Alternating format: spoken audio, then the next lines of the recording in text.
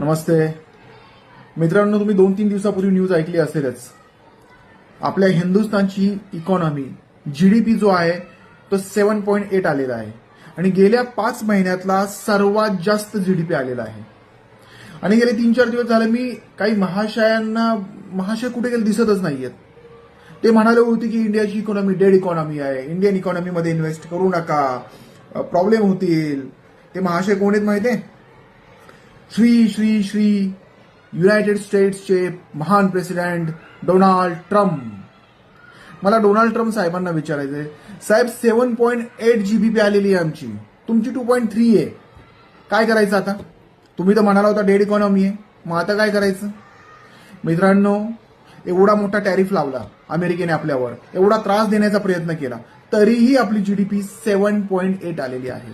देशातले फक्त 3 देश असे आहेत ज्यांची जीडीपी एवढी जास्त आहे. अभिमानाने सांगावं वाटतं, I am a proud Indian, I love my India. विश्वास ठेवा, आपल्या देशावर विश्वास ठेवा, आपल्या देशातील धोरणांवर विश्वास ठेवा, आपल्या देशातील ग्रोथवर विश्वास ठेवा, ग्रोथ माइंडसेट ठेवा आणि तुम्ही सुद्धा देशासोबत पुढे जा. 7.8 GDP. I love my India. Thank you.